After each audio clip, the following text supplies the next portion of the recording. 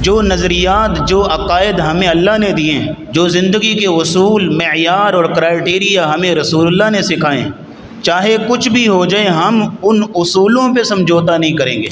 اس کو اسلامی اور ایمانی غیرت کہتے ہیں۔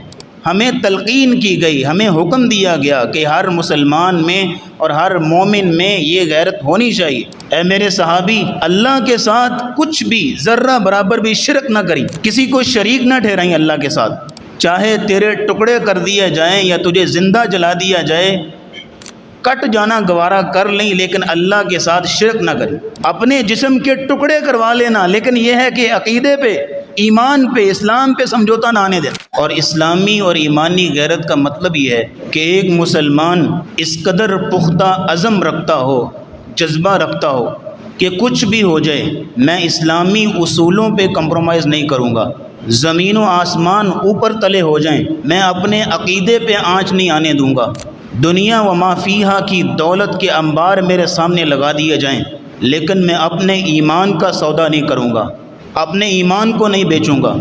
دنیا کا نظام چاہے درم برم ہو جائے لیکن میں اللہ اور اس کے رسول کے فرمان پہ حرف نہیں آنے دوں گا۔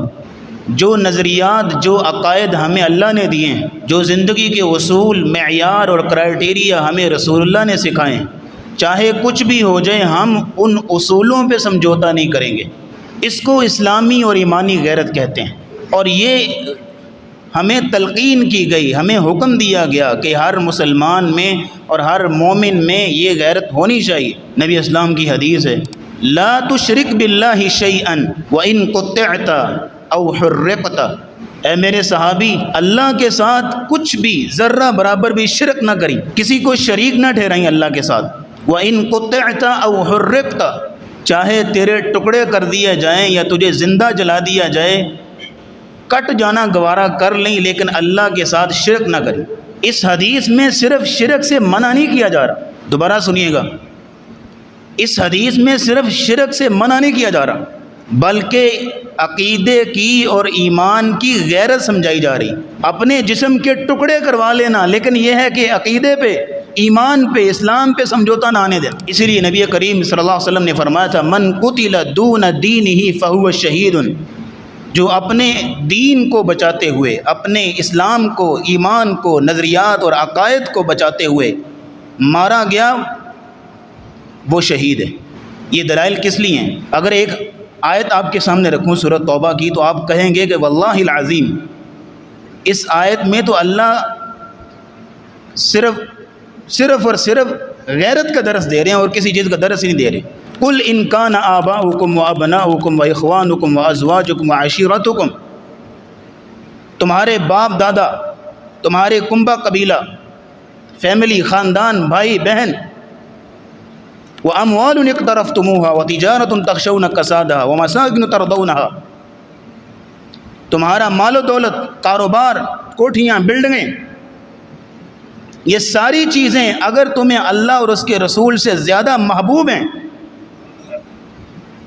تم ان چیزوں کی خاطر، چند ٹکوں کی خاطر ایمان کا سودا کر سکتے ہو، اللہ اور اس کے رسول کے فرمان کو پیچھے کر سکتے ہو، فتربصوا حتی یأتی اللہ بامرہ، تو پھر انتظار کرو کہ اللہ کا فیصلہ تمہارے بارے میں آئے، کیونکہ تمہارے اندر ایمانی غیرت ہی نہیں ہے۔ تم ان چند چیزوں کی خاطر اللہ کا حکم چھوڑ دیتے ہو، رسول اللہ کے فرمان کا سودا کر لیتے ہو، اپنے ایمان کو، اپنے نظریات کو بیچ دیتے ہو۔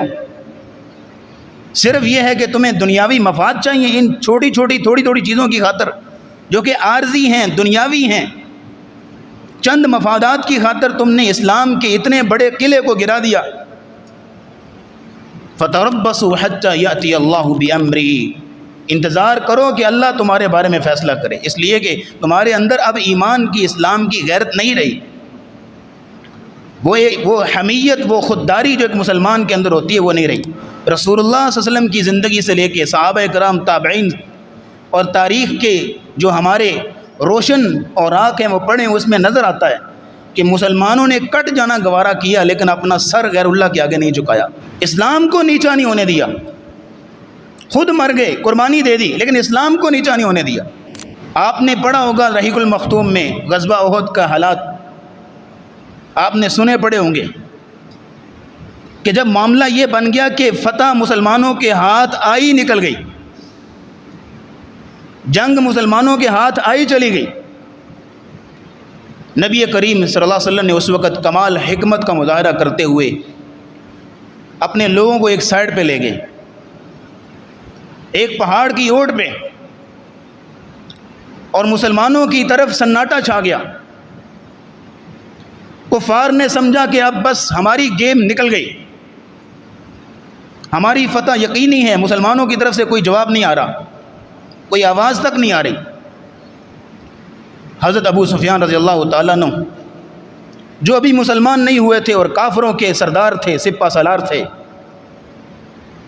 انہوں نے آواز لگائی، افی القوم محمد صلی اللہ تعالیٰ علیہ وسلم، کیا محمد صلی اللہ علیہ وسلم آپ لوگوں میں موجود ہیں، زندہ ہیں، بچ گئے ہیں؟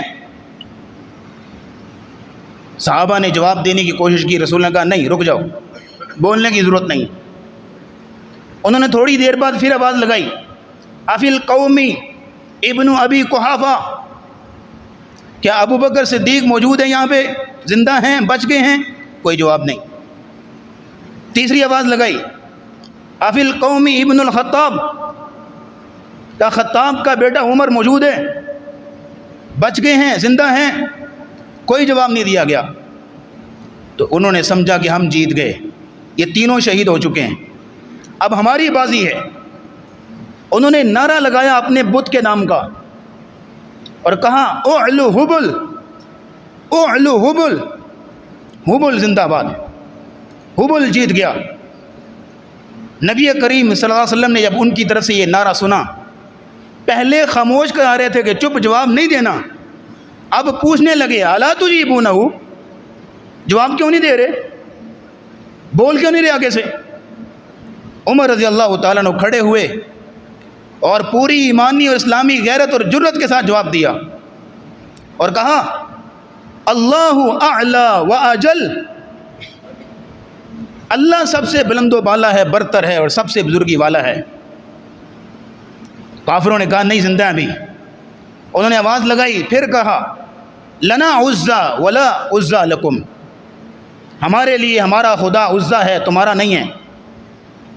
عمر رضی اللہ تعالیٰ نعرہ لگایا اللہ مولانا ولا مولا لکم، اللہ ہمارا مولا ہے لیکن تمہارا نہیں ہے۔